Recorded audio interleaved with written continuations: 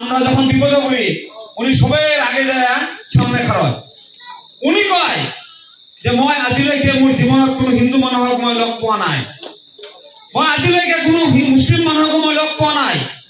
মই অসমৰ ইমূৰৰ পৰা সিমূৰলৈ দৌৰি থাকো, অসমৰ ইমূৰৰ পৰা সিমূৰলৈ মই আন্দোলন কৰি থাকো, সংগ্ৰাম কৰি থাকো, কিন্তু কতো মই হিন্দু মানুহ দেখা নাপালো, কতো মই মুছলিম মানুহ দেখা নাপালো, কতো মই খ্ৰীষ্টান মানুহ দেখা নাপালো। মই য'ত যাওঁ চবতে মই মানুহ দেখা পাওঁ, চবতে মই মানুহ দেখা পাওঁ। সেইটো কোনে কৈ আছে কথাখিনি? সেইটো মই কোৱা নাই, সেইটো কৈ আছে ৰাইজৰ দলৰ সভাপতি অখিল গগৈ কৈ আছে। আৰু অখিল গগৈ এই কথাটো কয়, অখিল গগৈ সবসময় এই কথাটা কয় যে হিন্দু আৰু মুছলমানৰ নামত ভেদাভেদ কৰি সমাজখন, আমাৰ অসমীয়া সমাজখন দুটা ভাগত বিভক্ত কৰাটো কোনোপধ্যেই মানি লোৱা নহ'ব। আমি হিন্দু, মুছলমান, খ্ৰীষ্টান, বৌদ্ধিষ্ট সকলোৱে মিলি পিনি অসমখনক আগবঢ়াই লৈ যাব লাগিব। সকলোৱে মানুহ হ'ব লাগিব, সকলোৱে আমি অসমীয়া হৈ আগবাঢ়ি যাব লাগিব। এইটো অখিল গগৈ। এনেও উনি কোনোদিনে কয় নাই যে হিন্দুৱে মৰ্যাদা বেছি পাক, মুছলিমে মৰ্যাদা কম পাক। উনি কোনোদিনও কয় নাই যে হিন্দুর অধিকার বেশি, মুসলমানের অধিকার কম। এই কথা কোনোদিনও অখিল গগৈ কয় না। অখিল গগৈ কয় লাগিলে কোনোবাই মোক ভোট দিয়ক, লাগিলে কোনোবাই মোক ভোট নিদিয়ক, মই উচ্ছেদ কৰা মানুহৰ কাষত যামেই। সেই উচ্ছেদিতজন আপোনালোকে কাৰোবাৰ মতে মুছলমান হ'ব পাৰে, উচ্ছেদৰ বলি হোৱাজন আপোনালোকৰ মতে কোনোবাই ক'ব পাৰে যে মুছলমান, কিন্তু মই অখিল গগৈয়ে কওঁ তেওঁলোক মুছলমান নহয়, তেওঁলোক হৈছে উচ্ছেদিত, তেওঁলোক হৈছে চৰকাৰৰ অত্যাচাৰৰ বলি হোৱা লোক।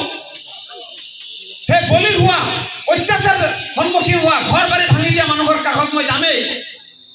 সেয়া হৈছে অখিল গগৈ। অখিল গগৈ কোনোদিন কাকো ধৰ্মৰ পৰিচয়েৰে তেওঁৰ কাষত নাযায়।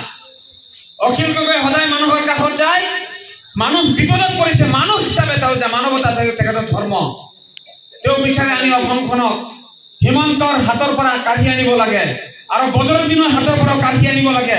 আমি এটা সমন্বয়ৰ অসম গঢ়িব লাগে, যিটো অসমত হিন্দু, মুছলমান, খ্ৰীষ্টান, বৌদ্ধিষ্ট, জৈন আমি সকলোৱে সমান মৰ্যাদা পাম, সমান অধিকাৰ পাম, সমান মৰ্যাদা পাব লাগিব।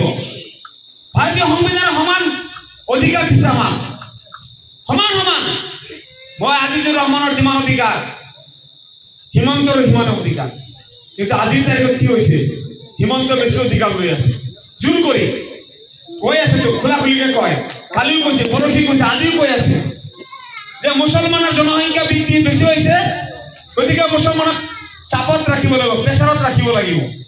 হিমন্তই কয় এই কথাটা, কিন্তু অখিল গগৈয়ে কয় এইবিলাক কথা নচলিব। আজি আপুনি ক্ষমতাত আছে কাৰণে এইবিলাক দাদাগিৰি কৰি আছে। ৰাইজে ভোট দি বনাইছে আপোনাক। 2026 চন বেছি দিন নাই, 2026 চনৰ ফেব্ৰুৱাৰী মাৰ্চ মাহত ইলেকশ্যন হ'ব। সেই ইলেকশ্যনত কিন্তু সকলো ৰাইজে আপুনি যিটো দাদাগিৰি কৰি আছে, আপোনাৰ এই দাদাগিৰি নোহোৱা কৰিব। আৰু দাদাগিৰি নোহোৱা কৰি অসমত এটা হিন্দু, মুছলমান, খ্ৰীষ্টান, বৌদ্ধিষ্ট, জৈন সকলো ধৰ্মৰ মানুহে যাতে এটা সমান অধিকাৰ পায়, সমান মৰ্যাদা পায়, তেনেকুৱা এখন চৰকাৰ বনাবৰ কাৰণে ৰাইজে আগবাঢ়ি গৈ আছে। এই কথাটো অখিল গগৈ কয়।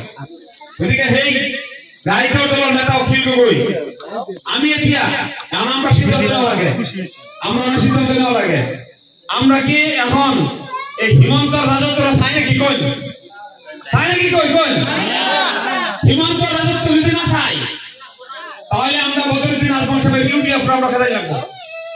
আমরা যদি ইউডিএফ করি, আমরা যদি ইউডিএফের পক্ষ থাকি, তাহলে হিন্দুরা হিন্দুকর দল বিজেপির পক্ষ থাকবো, থাকবো না? থাকবো না? আমাকে নবীজি কি কয়ে গেছে? নবীজি কইছে মিঠাই আমি খাওয়া আগে সারা লাগবো। তাহলে সে আমি শুরু করে যদি বুঝাই কই যে মিঠাই খেলে পেটের কিডনি হয়, পোকা হবো, তোমার ক্ষতি হবো, তাহলে মানুষ মানবো, পোলা পোলা মানবো, পোনা এরা মানবো তখন।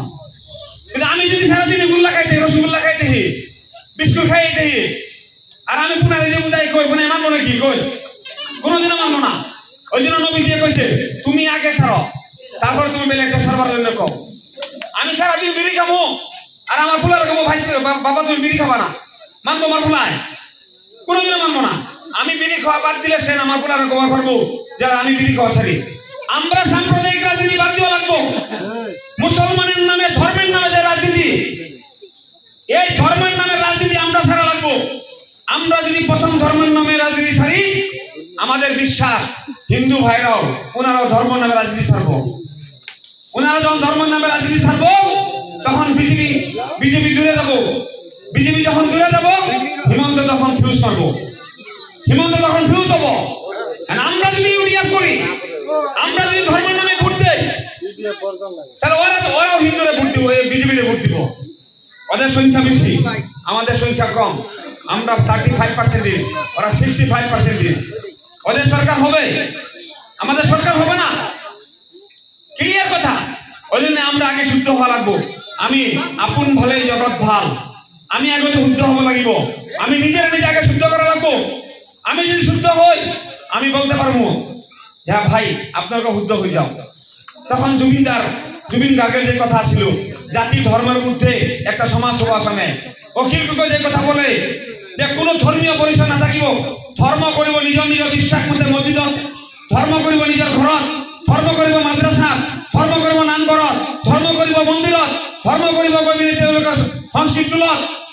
ধৰ্ম সমাজত নহয়, ধৰ্ম স্কুলত নহয়, ধৰ্ম বজাৰত নহয়, ধর্ম রাজনীতিত নহয়। এইবিলাক কথা অখিল গগৈয়ে কয়। গতিকে আমরা চাই না একটা সমন্বয়ের সমাজ করি, সমন্বয় সমাজ চাই না, সমান অধিকারের সমাজ চাই না একটা।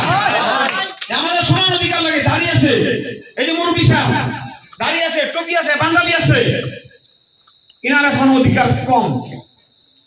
আর যারা ডেকা অবধি, সৈন্য অবধি, হাজরিক অবধি তাদের অধিকার বেশি। এই যে অরুণোদয় দিছে, অরুণোদয় আমরা কয়টা আমি সবাই মুসলমান